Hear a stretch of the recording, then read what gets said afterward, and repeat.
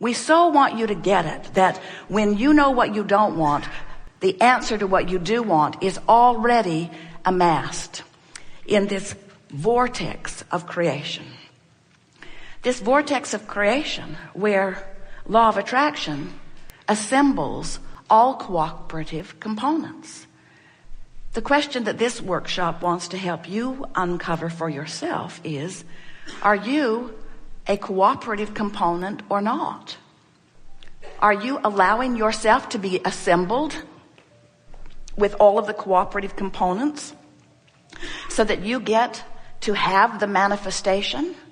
Can you feel your way into cooperation, or do you have to see your way into cooperation? That's really the big question that we want to uncover and highlight and amplify until you really get it here today. We want you to feel the power of your questions and the power of your situations and issues and problems. But more than that, we want you to take the bounce that awareness of that problem gives you, the bounce. We want you to try to feel your way forward into this vortex of creation where the solution already exists. If you have some resistance that you're wanting to replace with allowing, the more general you are, the less resistance there will be. And so the emotional description or reaching is a more general thing than the specifics. Here's the law theory behind it. Every subject is really two subjects, wanted and lack of wanted, wanted and absence of wanted. And so when you pick up a subject, it's going to vibrate wherever you last left it, wherever you've trained yourself to be on the subject. So sometimes when you discuss with yourself an issue, it just starts reverberating right where you last left it. And so by describing how that feels, you diffuse the specifics of it, you make it more general. By defining the emotion, even if it's the negative emotion, it's less powerful than if you describe the specifics that cause the emotion to be there. In other words, you know that from conversations you might have. Think about being with a group of people and talking about something unwanted, and then everybody starts chiming in and chiming in and chiming in. That's what mob mentality is really about. You can really get things going, and mob mentality can be unhelpful or helpful. In other words, there's a real mob over here in the vibrational reality that's rooting for you. And so vague and non-resistant is excellent and far better than specific and resistant. The non-resistance is what you're rooting for. Mm-hmm. However, non-resistant and specific is a whole lot more fun than non-resistant and vague. So tune yourself and then get specific. Milk it. Milk it.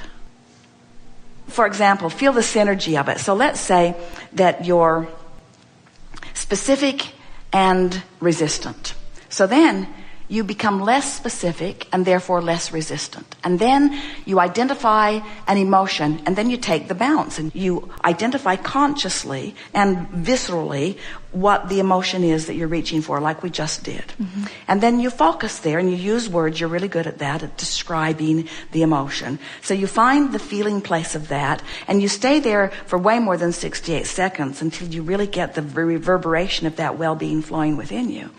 And then you begin to find more descriptive thoughts, maybe.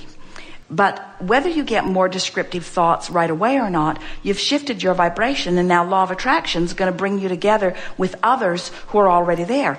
Better stated, they already got there. They got there before you got there. You were the last holdout as a cooperative component, and now you have just felt your way into sync. And so now you're standing in this new place, and it feels refreshing. It feels eager, and you find yourself wanting to look around. It's like, here's a good example.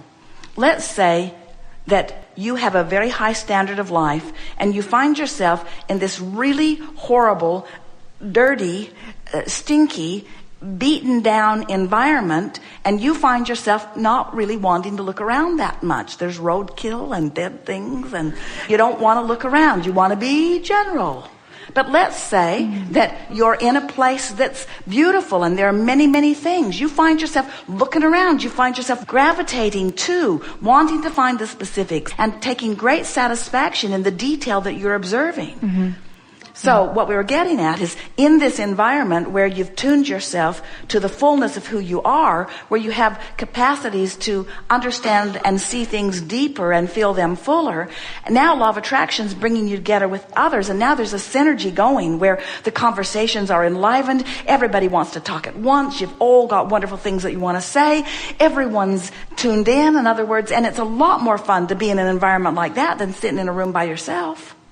More specific and least resistant is the best state of being that there is.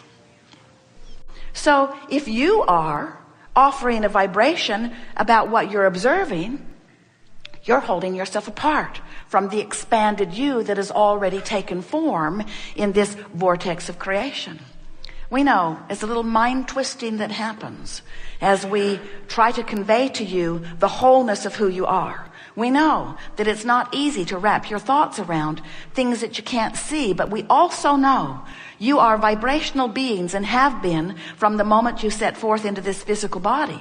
There has been a vibrational relationship going on between you and you, between the non-physical you who remains in non-physical, even though the physical you is here. There has been a vibrational relationship going on between you and you as long as you have been here in this physical body. And that relationship between you and you is evidenced to you by the emotions that you feel. What we want you to hear us say, the meaning that we want you to collect from this conversation is that the emotions that you feel are your vibrational indicators of the blending or the resisting between you and you. And as you allow yourself to feel your way into alignment with who you are, as you tune that frequency, we promise you it will broadcast in a way that you can hear it. It will broadcast in a way that you can see it. It must manifest. It will come into full view for you in powerful ways if you will allow yourself to be a vibrational match to what is present tense from our point of view. Now, in order for you to get very good at that, you could stand in the middle of a problem and say, oh, wait. I remember Abraham said, if I'm standing in the middle of a problem, the solution is already there. So good to know. It's already there. Instead of saying, where is it? I can't find it. I don't know where it is. I've been here so long. I'm unhappy about being here. I'm afraid. I'm disappointed. I don't deserve this. What has gone wrong in my life experience? This problem should not be mine. I don't want it, but I've got it. Will you help me? I'm afraid. And we say, as you beat the drum of where you are in your problem, you hold yourself vibrationally out of earshot, out of feel shot, out of the feeling place of what's going on, the solution that's already present tense over here in this vortex of creation. So all day today, you're going to hear us. You're going to talk about a lot of things, and we're going to give you one eventually very boring answer. Go to the vortex, go to the vortex, go to the vortex, go to the vortex, go to the vortex, go to the vortex, until eventually we'll break you down and someone will scream from the back row, how do we get in the vortex? And we want you to understand that the vortex is a vibrational state of being that you feel your way to. And the way you go to the vortex is by reaching for the feeling of what the vortex feels like. So we're just going to tell you what the vortex feels like. The vortex feels like this place of well-being, where a feeling of well-being, a feeling of stamina, a feeling of vitality. It's that fresh feeling. So in the moment that your life has carved out enough experience for you to identify a problem. Now think about this. You've been living a lot of life. Law of attraction's been bringing to you a lot of data and information. And when the problem occurs to you at the point that you recognize that you have a problem, we want you to understand it's been moving along. It's been evolving and expanding long before it came into your conscious awareness. And at the same, oh, this is so good. We have not said this to you before. If you were sitting at your desk, we would say, write this down. when the problem presents itself to you in a conscious way, by then it has been moving along, it has been expanding and growing for some time. Are you hearing this? And during every bit of the expansion of what you are now much later concluding is the problem, there has been an equal and proportionate solution that is brewing as well in what we are calling the vortex of creation. So when you know what you don't want, the larger part of you knows what you do want. And by the time you are able to pronounce your question or pronounce your problem, we promise you the solution or the answer has already been actualized and is waiting for you vibrationally just to flip that little button and get tuned into the frequency where the answer can be heard by you. You understand how it works? Did we convince you that there is a vortex of creation? And do you accept that you are vibrational beings? Because that is the basis of the understanding of this gathering. You have to accept that you are vibration first and foremost.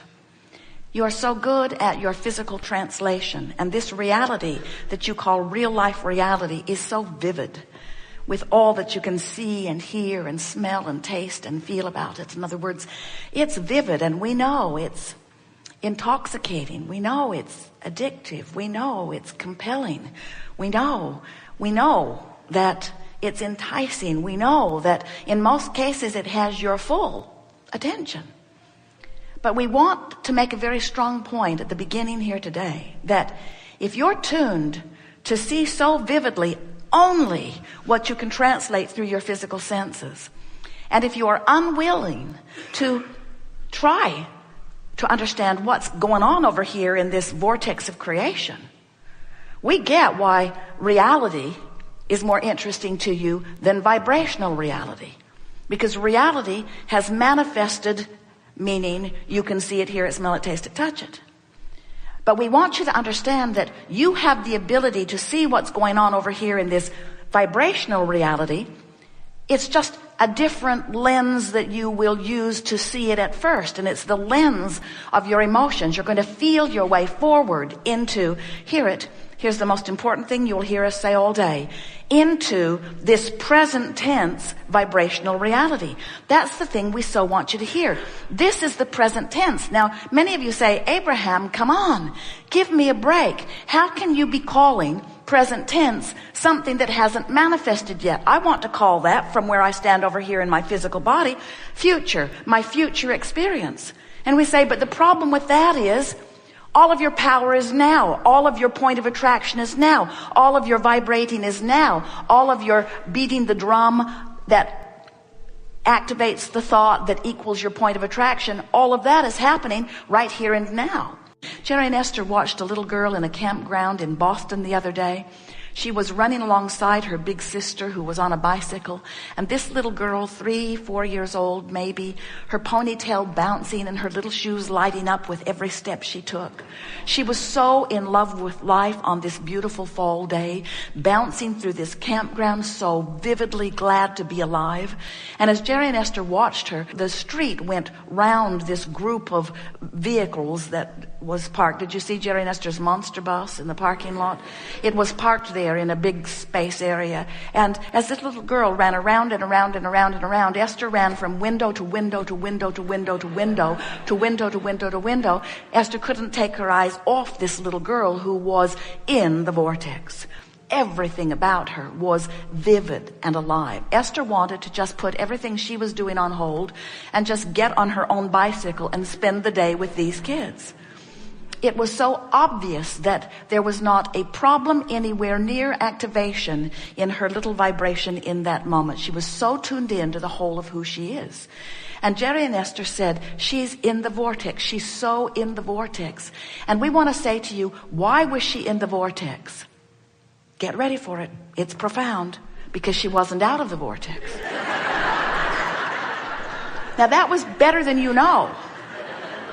Because what we're saying to you is, you'll be in the vortex unless you do that thing that doesn't let you in. In other words, you can be in the vortex and find some negative thought, and the vortex will spit you right out.